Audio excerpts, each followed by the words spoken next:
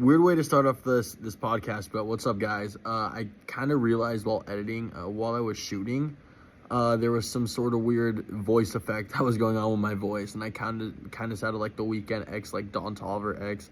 I don't know any artist that puts a lot of reverb on their voice, so I really apologize for that. I'm kicking myself in the foot because of it, but I still wanted to get something out for you guys, so we're just gonna have to deliver as is. See you guys on the other side.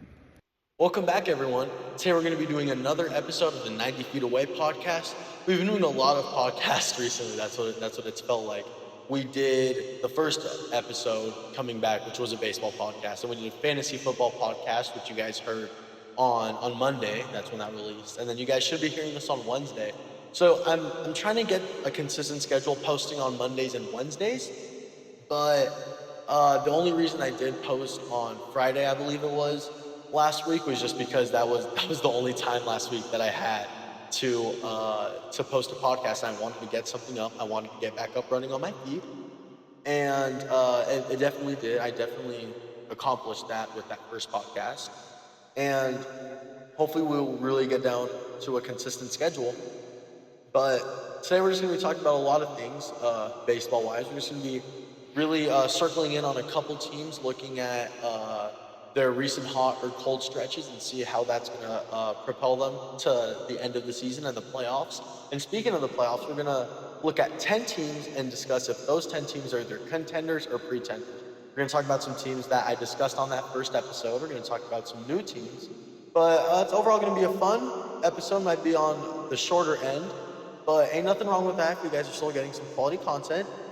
I'll hear from you guys whenever I do. Hope you guys enjoy that episode. Hear from you guys. See you guys later.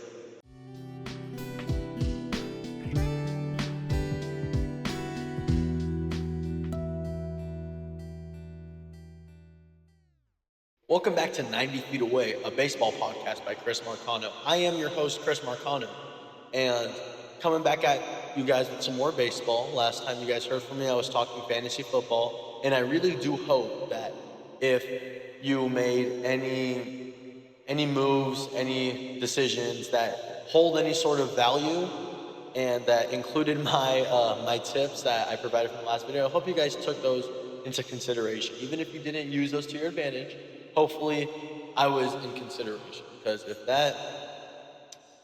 if I delivered there, I feel like I delivered with that podcast.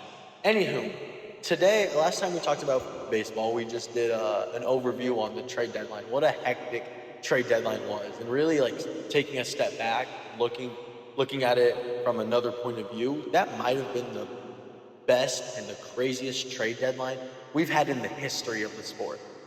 And it is really crazy to say that, just because, like I mentioned in the previous podcast, I feel like baseball really does have the most dynamic and the most entertaining trade deadlines out of all the major four sports. Excuse me.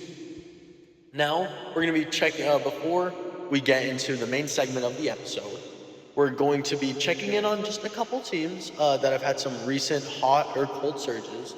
And we're going to be deep diving into why those teams have been trending like that, and if it's something to monitor in a good or a bad way for the rest of the season. And that first team I want to talk about, we're just going to be getting right into it in this episode, to be honest. I'm running about 4 hours of sleep for you listeners that do care. I'm running on 4 hours of sleep. I've been up since 5:30. It's 9:30 when I'm recording this. 14 hours up, 4 hours of sleep. You do the math, and I'm tired, man. Anywho, the New York Mets were a team that I said were a winner in last week's episode. I said they were a winner at the trade deadline. And it really, looking deeper in, I know I touched on it in the previous episode, they started off the season through June 12th, through 69 games. They were 45-24. Them and the Tigers had the best record in baseball. I believe the Mets had them by half a game. Don't quote me on that, but I do believe that was the case, because the rotation and the bullpen were just lights out. They had the best ERA as a team through that stretch, and I believe it was the bullpen that had the best bullpen ERA. It was either the starters or the bullpen that had the best ERA for that unit throughout baseball, through that stretch. And they've just been super hot and super cold since. They've either been winning 7 in a row, winning 5 of 6, or losing a lot of games in a row. They just lost the series to the Giants, this previous series that they played, and they're losing a series to the Guardians, and they lost the first 2 games, so that series is kind of out the window. If you look at winning the series, try not to get swept today. This episode might be, hopefully it's up before they play. So Mets, please just don't get swept for my sanity. And it was also, on offensively speaking, Juan Soto wasn't playing like Juan Soto up to that point. They were being carried by Francisco Lindor, who was playing like the NL starting shortstop. And that's, I feel like that beginning of the year stretch is the reason that he was the starting shortstop in the National League this year. And Pete Alonso, who was playing at an MVP level, you could have made the argument that for the first couple months of the season, that Pete Alonso was the MVP. And then just injuries. You had Senga, who, this Senga injury happened earlier than the other injuries I'm about to mention. Senga pulled his hammy, hit the IL. Shaman Naya, up to this point, he's only been pitching for 2 or 3 weeks. He's been injured the entire year. That Griffin Canning tore his Achilles. Tyler McGill hit the IL. He's still been out for an extended period amount of time. I'm pretty sure he's just been throwing live BPs now, which is what Tyler McGill does in real games. But glad to see where we might get innings from someone who's going to give up five earned runs in 2 2/3 innings again. It's probably going to be Tyler McGill when he comes back from injury. And after that hot stretch, they stumbled to a 1-10.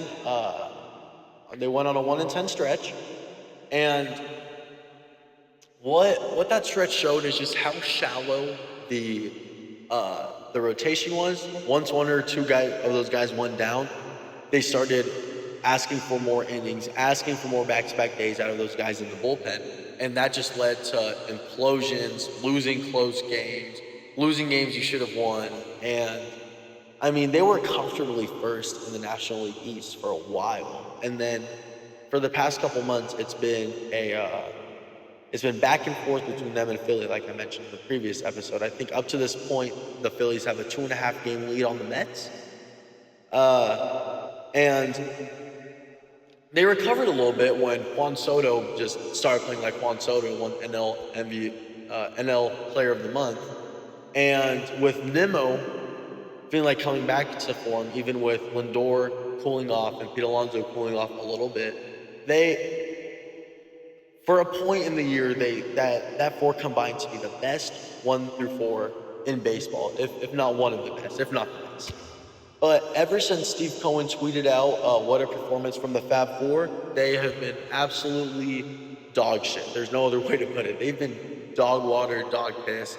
I think I can go in my neighborhood, knock on a couple people's doors, and be like, hey, do you play baseball? Do you have anyone in your bloodline that plays baseball? I think I need them to go hit 1 through 4 for the Mets, because I'm not trying to rip my eyeballs out of my face.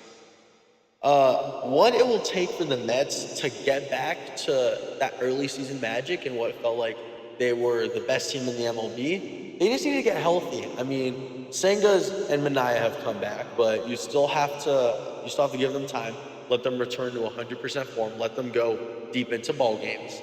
But they need that Fab Four to step up. Steve Cohen tweeted they were a Fab Four. They need to really show up and prove why they're a Fab Four. And you could point at the Fab Four, but I'm pointing at mainly Francisco Lindor, because ever since that 2021 season, even moments in that 2021 season, since that year, the Mets go as far as Francisco Lindor takes them. Plain and simple as that. You could see it in the numbers that he has in wins versus losses. You could see it in the numbers when Francisco Lindor is hitting well and when he's not hitting well. It translates when he's playing good baseball and playing that elite, arguably best shortstop level defense in baseball. When he's playing at that level, the Mets are one of the best teams in the league. But when he's slumping and he's slow like he is right now, the Mets follow. So it is a whole thing of them getting healthy and getting that Fab Four back up and running, but mainly Francisco Lindor, because he's an unofficial captain of this team. And really that's what their roles are. Teams go as far as the captain takes them. And Lindor, as a Mets fan, you see that jersey I have right there. That's signed. I don't know if you guys can tell. It's signed by Lindor. Shout out my king Lindor. Lindor, you need to step it up, because we play at a level, the Mets do. They play at a level where they're the best team. They can win a championship when you're hot or when you're on. But when you're not, you start slipping in the standings. And these games do matter. There's like 50 or so games left in the year. These games have always mattered. Anywho, enough talk about the Mets. It's all about the Mets. I know we all say it's all about the Mets, and we all love the Mets to an extent, but I can't just talk to you guys about the Mets for 40 minutes straight, goddamn it. I wish I could. I really wish I could, but this isn't a Mets podcast. This is a baseball podcast. Next, I want to talk about the Toronto Blue Jays. Jonah, if you're listening to this, shout out to you. I would always, whenever school was still going on and we'd be in the dorms, I was like, yeah, Jonah, how does it feel just like that your baseball team sucks and my team is fucking amazing? This is back when the Mets were looking like the best team in baseball and the Blue Jays looked terrible. Excuse me for the voice crack. And then he agreed with me. He was like, yeah, this team is awful. They just need to... But he kept telling me, I forgot, it was like if Vlad gets going, if this, that, and the third happens, the Blue Jays will be a good team. And since late June, they've been playing like the best team in baseball. And now they're leading the AL East, excuse me. We talk a little bit slower, not get too excited. They're first place in the AL East. I believe that they're second place in the American League in the entire picture. It's not only a product of them just hitting the peel off the baseball. They have a clutch gene that you just cannot teach. They are 17-12 in one-run games and 7-3 in extra inning games. The bullpen doesn't shine to the moment. I've loved what Brendan Little has done, what Braden Fisher has done out of the bullpen this year.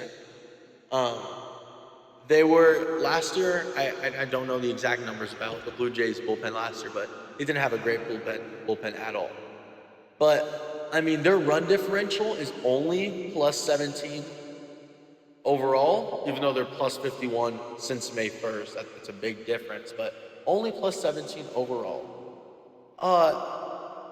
Or do they rely it's a question of, are they going to rely too much on just contacting come playoffs and just winning close games? Or is that going to catch up to them through into October? I feel like the contact hitting is definitely a question mark, but I think what I've seen from them in clutch and close scenario games, like I said, it's not something that you can teach, and I feel like they have that advantage over a lot of teams in Major League Baseball this year. I feel like if they do find themselves in tight, ugly games, I would count on them more than not to win that ball game, just because like I said earlier in this episode, literally 2 minutes ago, they just gut out and just win close and ugly ball games.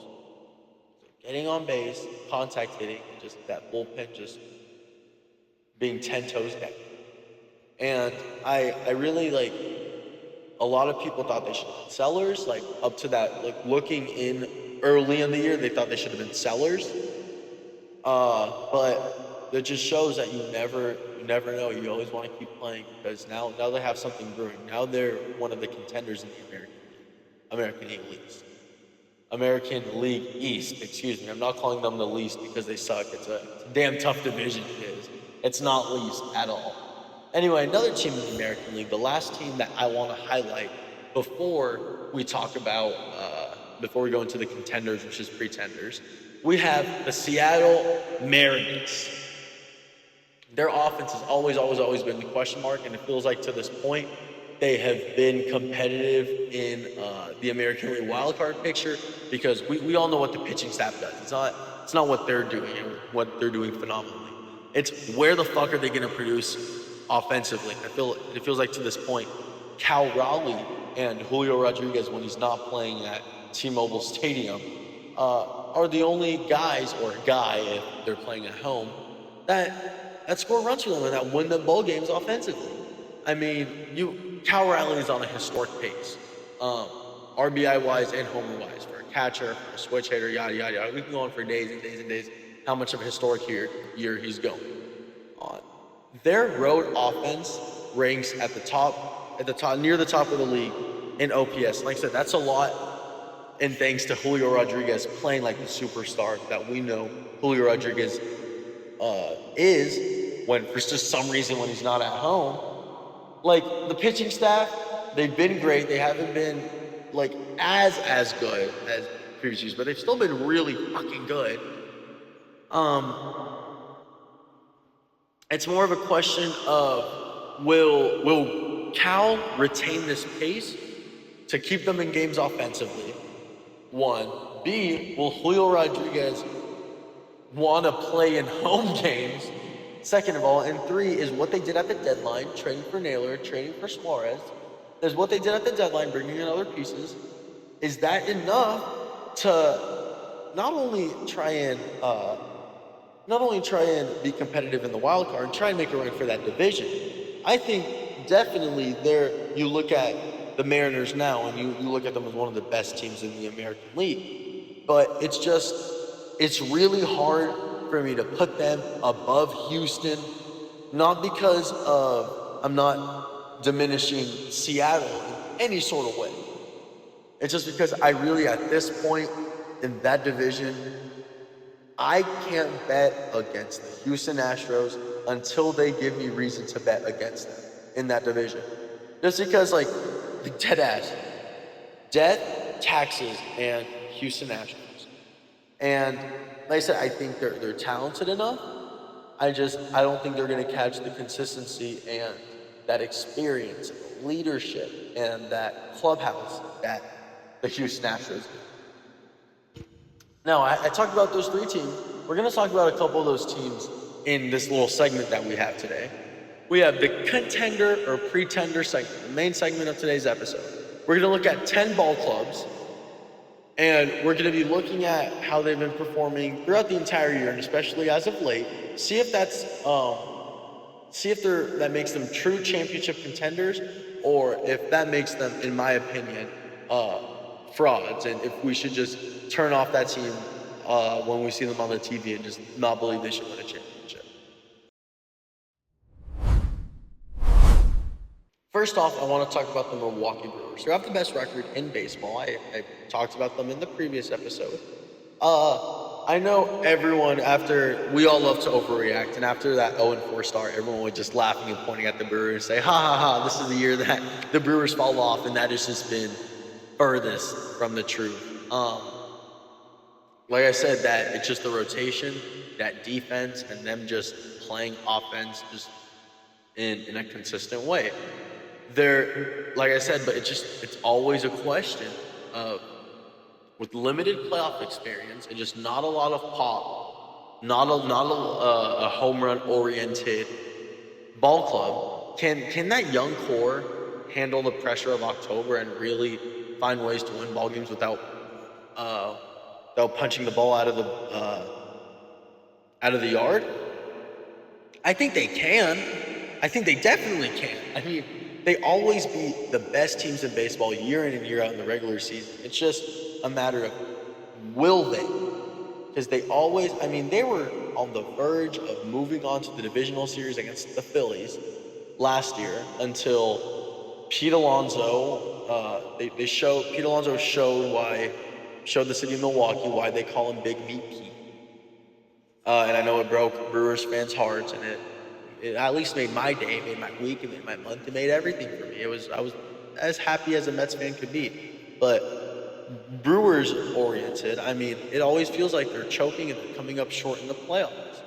And like I said, I don't think it's a matter of if they can, it's a matter of will they? Because they always choke in the playoffs, so why won't they do it again? I think I'm gonna consider them a contender just because I always do believe that they can do it because they always prove in the regular season that they can do it. But yet again, the regular season is a whole different game from the playoffs. But next thing I want to talk about, staying in that division, is the Chicago Cubs. I gave them a seed for what they did at the trade deadline. I don't think I gave them winner or loser. If you were to ask me now, I'd probably say loser just because they could have been a little more aggressive. They haven't been swept all year long just because that offense has been way better than everyone else is expected. And shouts out to them, literally hats off to them. And that offense is well-rounded. They rank second in slugging. They're third in steals. They're aggressive on the base paths. They have a lot of speed, especially with PCA. The defense just is also one of the league's best, also led by P. Carl Armstrong, one of the best league defenders. And, I mean, the bullpen is great. It just in my opinion, is Shota Imanaga enough in the starting rotation can he do enough to make up for the rest of that lackluster rotation? Can they stay healthy? And can those veterans they have in that rotation, can they regain form in time to make a deep run in October? I think Imanaga is the kind of pitcher where in the playoffs, it's on a bump day where he's on the mound. It's hard to lose one of those ball games because there's pitchers out there in baseball, and in my opinion, he is one of them. And I just feel like the offense is so well-rounded that it's going to keep them in ball games. I couldn't even give you an answer. It just will the rest of the rotation show up for the Cubs? I think I'm going to rank them contender, though, because there's a lot more to like than there is to dislike for the Chicago Cubs. I'm going to give them contender. Talking about another contender, I'm going to lay it on you already. The third team I'm going to talk about, I think they're a contender if they stay healthy. The Dodgers. Obviously, they won the World Series last year. They're number one in the NL West this year. I can go on and glaze the Dodgers for about 84 minutes if I wanted to, but I don't want to do that. It's just a question of, going into the playoffs last year, it seems like they were injured, and they had guys in the bullpen, guys in the starting rotation just step up, and they kept doing that, and they won a championship because that rotation and that bullpen was just elite. And this year, all season long, since the start of the season, the Dodgers pitching staff has probably been the most injured throughout all of baseball. It's just a question of, can they repeat that same magic with the next man up mentality in the pitching staff to recreate magic for another championship? Because we're not questioning the offense. I know Mookie Betts has been slow as of late, but it's Mookie Betts. I will still believe in him more than I do now, at least, come playoff time. They still have Ohtani, who's the league's best. They still have Freddie Freeman. Max Muncy, Will Smith are still in town. And Teoscar Hernandez is still in right field. It's not a question about what they have offensively. It's a question of, like I said, can they recreate what made them so hard to beat last year? No matter whatever you throw at that bullpen, they will come out and they are going to fucking shove. Can they do that again? They're a contender, obviously, but it's about if they can recreate that magic. Staying in the NL, talked about this team in last episode. We talked about this team earlier in this episode. The New York Mets. I already highlighted them. I already went deeper earlier in this episode. I'm going to call them a contender just because this team has a very, very high ceiling. When this team is playing at its ceiling, I've said it multiple times in this video, they are the best team in baseball. But when they're playing at their floor, no one's getting on base. No one's drawing any favorable counts. No one is hitting the baseball. And then they're going out in the next half inning, the pitching staff, giving up 4 runs in the span of 2 outs, giving up 5 runs in the span of 1 out. allowing multiple back-to-back home runs. It's a question, and what winning the World Series a lot is who is hottest and who is peaking at the right time. And it's a matter, if the Mets are peaking at going into October and throughout October, it's going to be hard for me, trying to put my bias aside, it's going to be hard for me to bet against them. Because all the superstars they have on that roster, and we know that they can pitch when they're playing at their best. But it just, will they? Will consistency, excuse me, is what is the big question mark for this Mets team.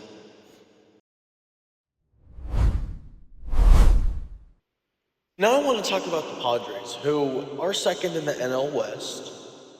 If you were to ask me if I believe they were a contender or pretender before the trade deadline, I would have probably told you they're a pretender who can jump to the contender category. I think what they did after the trade deadline, how hot they've been since around that time, they're easily a contender, and I feel like you can make the argument right now that the Padres are the best team in baseball. When Tatis is on, he is on. Machado is one of the best players of this generation. Luis Ariz is contact machine. They still have, I haven't even mentioned Xander Bogaerts, who has been great. He had a very slow start to the year, who has been very underwhelming in his time in San Diego, has finally stepped up, has finally been producing. Still have Jackson Merrill, and then you still have a stellar starting rotation led by Michael King, who I know is injured right now, but Michael King. You have Dylan Cease, and you have Yu Darvish, and that's a great three-headed pitching monster going into the playoffs. Like I said, what they've done since around the time of the trade deadline, what they did at the trade deadline, and how they've been playing, and how I believe they will continue to play, it's hard for me to say that the Padres are not contenders this year. Going back to the American League, I want to talk about the Yankees, who even when the season started, they had Garrett Cole hitting the aisle, needing a second Tommy John. And I feel like there's serious questions. I'm having serious questions if Garrett Cole will ever pitch at a decently productive level in the MLB ever again. And I don't know. It's a question to be had, in my opinion. But not looking at that, I feel like Aaron Judge was playing like the American League MVP up until he got injured. And everyone else in the supporting cast was playing very consistently. At times, you had them looking like arguably a stronger supporting cast than last year's team that made the World Series. People were saying it was better all-around unit. That you saw a lot of that talk at the beginning of the year. But they've really, really slowed down, and their weaknesses have really shown, which is what the Dodgers' plan was to beat them last year. Just play baseball against the Yankees, because the Yankees have been like this for years and years now. They just don't play they don't stick to the fundamentals, and that's going to lose you baseball games. It really is, because all you have to do is put the ball in play, and you will beat yourself. That's all. The Dodgers didn't beat the Yankees last year. The Yankees beat the Yankees last year in the World Series, and that's the blueprint to beating the Yankees. And even before Aaron Judge got injured, I feel like this team was a pretender just because, like I said, you literally just play baseball against the Yankees, and they're gonna help you beat them. Your best player is gonna be the New York Yankees whenever you play them. But even with Aaron Judge injured, they might miss the playoffs. So it's hard for me to call a team that has not in the playoff hunt this way since the start of the year. It's hard to call them contenders. I believe they're pretenders. I know Aaron Judge, I'm pretty sure, got reinstated today, but hopefully we see better things from the supporting cast, and hopefully Aaron Judge isn't getting rushed back from injury. But, until they show me otherwise, they're pretenders. We're talking about a contender in the AL. We have the Houston Astros. Everyone thought this year was going to be the year the Astros took a step back. Losing Verlander in free agency, trading Kyle Tucker, throwing Altuve in left field and him making dumbass plays in spring training. Everyone said it was this year. Everyone always knew that the Astros were going to be around and the Astros were always going to make noise somehow, some way. But everyone thought this was the year. This was the year, if you were to compare it to basketball, this is the year that the Spurs weren't going to make the playoffs for the first time in a million years. This is comparing it to football. This isn't the Steelers making the playoffs for 20 years. Because the Astros, they made a brand and a name off themselves in the playoffs in those 2010s. There's a lot of people who, when they first started watching baseball, was around that time where the Astros were really peaking. And there's a lot of people that don't know October baseball without the Houston Astros. And that's the kind of impact that they've had on the sport throughout the past couple of years. They've just been a consistent model of winning. The rotation, they've been injured all damn year long, and they've still just fought and been at the top of that American League East. They had Yordan Alvarez injured. He might be their best offensive player. They had a lot of injuries to the rotation, but still, Hunter Brown, Brandon Valdez, being like that, they need Alvarez to come back. But I mean, a lot of people are wondering if Houston's pitching dominance can help a quote-unquote thin lineup and carry them to a 9th straight postseason. I think, they're going to win this division for sure. I think the pitching staff is going to carry them, but I feel like this offense is just going a little bit under the radar because you brought in Correa, you have Pena, who's good offensively, you have Christian Walker, who at times is one of the best hitting first basemen in baseball. You still have Yordan and Jose Altuve. And I feel like I always trust the Astros. If they have a no-name playing in center field, I have all faith in the world that center fielder is probably a fucking dog. I believe that they're a contender because they've been a contender since I've been watching baseball and since way before that as well. The Detroit Tigers, which I know I was crashing out last episode because of Tariq Skubal and everyone talking about where the fuck he's going to go, and he should stay put. They are contenders. They have, like I said, they have the best pitcher, arguably one of the best players in baseball with Tariq Skubal. They have a double-digit lead in the division. This division might as well just give it to the Tigers at this point.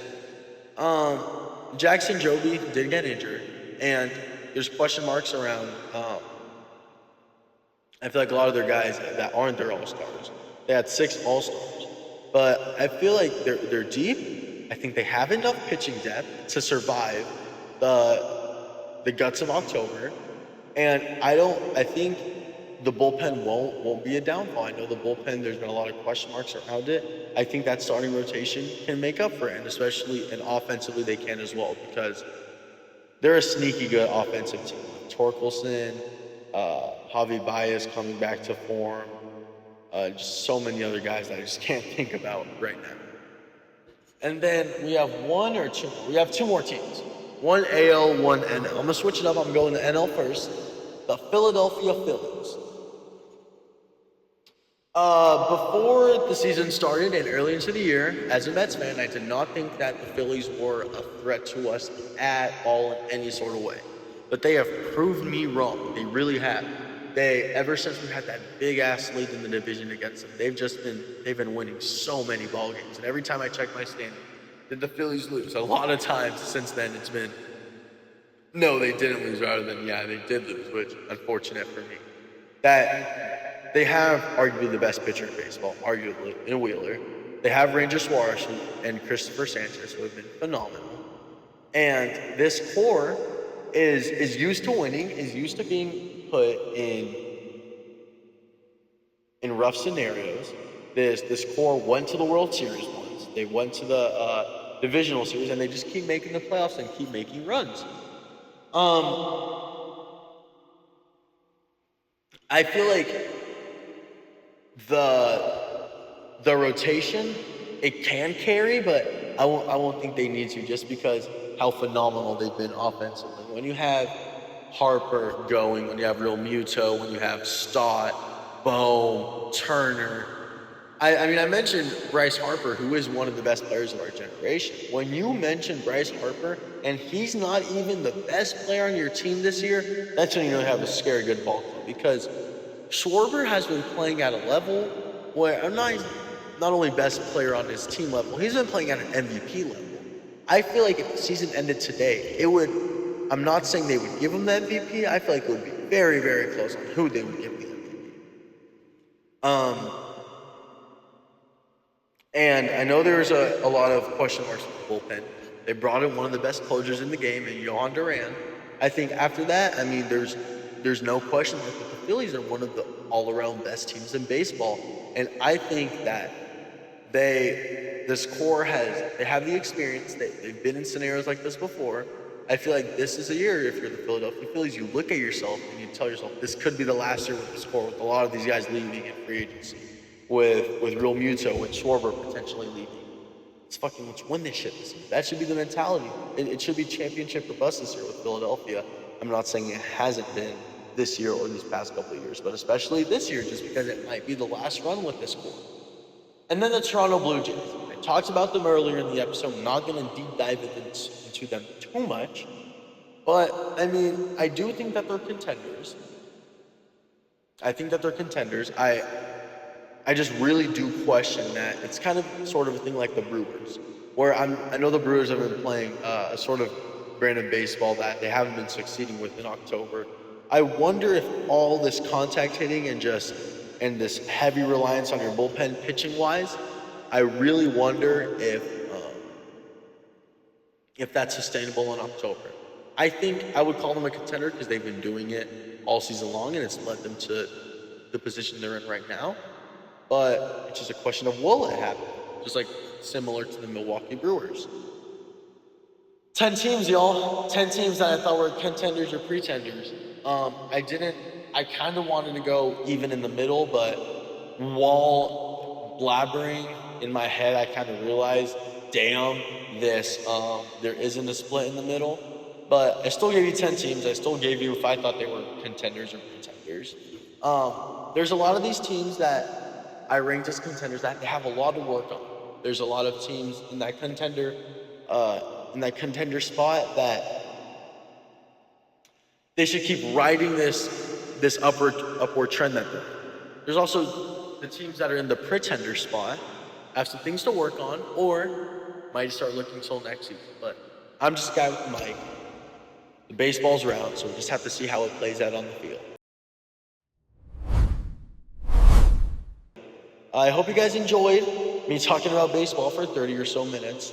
Once again, hope we'll be having 2 more episodes, one of this, one of fantasy next week, and hopefully I'll be posting YouTube videos here and there, but I can't just talk about it, I gotta do it, so I'm gonna prove it to y'all. I'm gonna start pushing out more and more content. Let's stay consistent with the podcasts and just drop more shit, man. Hope you guys enjoyed. I'll catch you guys whenever. So